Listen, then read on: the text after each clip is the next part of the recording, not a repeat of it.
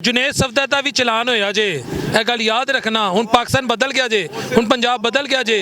मरियम साहबा ने कहा मैं उन वार्डनां नूं शाबाश दित्ती है। जिस तरह दूसरे के बच्चों के FIR दिंदे ने ओहदे उत्ते भी FIR दिंदे पता लगता है। ये दिखावा है कि चलान असीं कर रहे हैं जी ओहदा मरियम सफदर होया जुनेद सफदर दा नहीं चलान नहीं है ना, दूसरे की तरह FIR करते फिर पता चलता कि वाकई ओहदा है। ये दिखावा है, ये दिखावा करते होते FIR करते उन्होंने बंद करते दूसरे की तरह, फिर पता लगता कि वाकई मरियम नवाज ने अपने मुंडे का किया। ये दिखावा लोगों को बेवकूफ बनाने वास्ते कर रहे हैं। दूसरे के बच्चों को बंद करते पे ना। मेरे नाल खुद एक ड्राइवर आया राती, उन्हें कहा मैं 3 दिन बाद छड़ो गए FIR। ये बदमाश ने कुछ और डाकू ने जिन्होंने उत्ते FIR करते पे ने 20-20 हज़ार के चलान ते 30-30 हज़ार रुपए के चलान।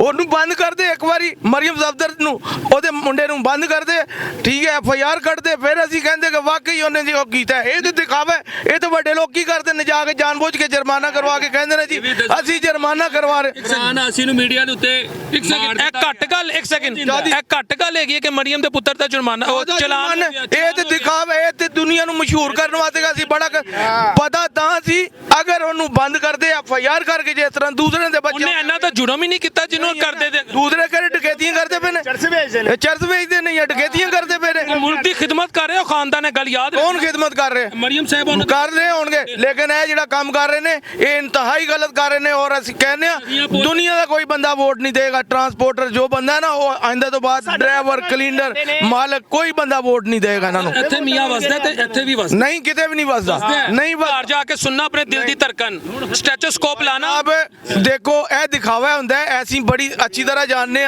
कि वो फलाने ਵੱਡੇ SP ਦਾ ਕਰ ਦਿੱਤਾ MN ਦਾ ਚਲਾਨ ਕਰ ਦਿੱਤਾ। ਚਲਾਨ ਦਾ ਮਤਲਬ ਨਹੀਂ ਹੈ, ਚਲਾਨ ਦਾ ਮਤਲਬ ਜਿਸ ਤਰ੍ਹਾਂ ਦੂਸਰੇ ਨੂੰ ਬੰਦ ਕਰਦੇ ਨੇ ਇਸੇ ਤਰ੍ਹਾਂ ਉਹਨੂੰ ਬੰਦ ਕੀਤਾ ਜਾਂਦਾ। FIR ਕੀਤੀ ਜਾਂਦੀ ਦੂਸਰੇ ਦੇ ਬੱਚੇ ਦੀ ਤਰ੍ਹਾਂ।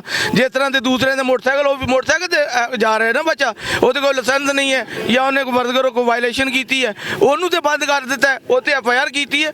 ਇਹ ਦਿਖਾਵਾ ਹੈ ਮਰੀਮ ਦੇ ਮੁੰਡੇ ਨੂੰ ਜੀ ਚਲਾਨ। ਮਰੀਮ ਸਾਹਿਬਾ ਨੇ ਅਗਲੇ ਦਿਨ ਵਾਰਡਨ ਨੂੰ ਫੋਨ ਕਰਕੇ ਸ਼ਾਬਾਸ਼ ਦਿੱਤੀ। ਸ਼ਾਬਾਸ਼ ਤਾਂ ਦੇਣੀ ਬਣਦੀ ਸੀ, ਉਹਨੂੰ ਬੰਦ ਕਰਦੇ ਜੇਲ੍ਹ ਦੇ ਵਿੱਚ ਉਸ ਤਰ੍ਹਾਂ ਜਿਸ ਤਰ੍ਹਾਂ ਦੂਸਰੇ ਦੇ ਬੱਚਿਆਂ ਨੂੰ ਕੀਤੇ ਜਾਂਦੇ ਆ ਫਿਰ ਸ਼ਾਬਾਸ਼ ਦਿੰਦੇ। ਅਸੀਂ ਮੰਨਦੇ ਕਿ ਵਾਕਈ ਇਹਨੇ ਖਿਦਮਤ ਕਰ ਰਹੀ ਹੈ ਇਹ ਕੀਤਾ ਹੈ ਕਿ ਇਹ ਤੇ ਬੇਵਕੂਫ ਬਣਾਉਣ ਵਾਲੀ ਗੱਲ ਹੈ ਲੋਕਾਂ ਨੂੰ ਜਿਹੜੇ ਕਿ ਪਹਿਲੇ ਹੀ ਬੇਵਕੂਫ ਨੇ ਲੋਕ ਜਿਹੜੇ ਨਾਰਿਆਂ ਦੇ ਉੱਤੇ ਜਾਂਦੇ ਨੇ ਸੁਥਰਾ ਪੰਜਾਬ ਸਾਡੇ ਸੁਥਰਾ ਕਰਕੇ ਅਸੀਂ ਸੁਥਰੇ ਨੂੰ ਕੀ ਕਰਨਾ ਹੈ। ਇਹੋ ਜਿਹੇ ਸੁਥਰੇ ਨੂੰ ਰੋਟੀ ਨਹੀਂ ਲੱਭੇਗੀ ਠੀਕ ਹੈ। ਇੱਕ ਬੰਦਾ 2000 ਰੁਪਏ ਦੀ ਦਿਹਾੜੀ ਨਹੀਂ ਕਮਾਉਂਦਾ ਮੋਟਰਸਾਈਕਲ ਤੇ ਜਾ ਰਿਹਾ ਉਹਦਾ 4000 ਦਾ 5000 ਦਾ ਚਲਾਨ ਕਰ ਰਹੇ ਹੋ ਤੁਸੀਂ।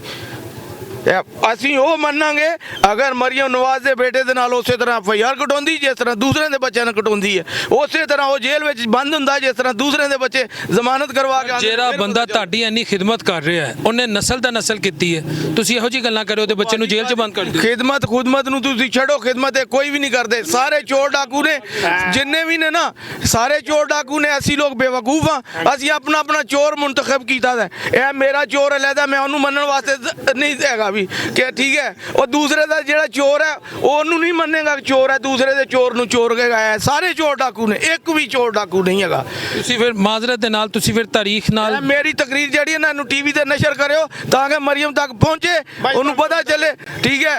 ਹਰ 30 ਕਿਲੋਮੀਟਰ ਦੇ ਬਾਅਦ ਚਲਾਨ ਹੈ, ਹਰ 30 ਕਿਲੋਮੀਟਰ ਦੇ ਬਾਅਦ ਚਲਾਨ ਹੈ। ਪਹਿਲੇ ਚਲਾਨ ਹੁੰਦਾ ਸੀ ਇੱਕ ਸ਼ਹਿਰ ਦੇ ਵਿੱਚ ਇੱਕ ਸ਼ਹਿਰ ਦਾ ਚਲਾਨ ਹੁੰਦਾ ਸੀ 24 ਘੰਟੇ ਦਾ ਚਲਾਨ ਹੁੰਦਾ ਸੀ ਠੀਕ ਹੈ।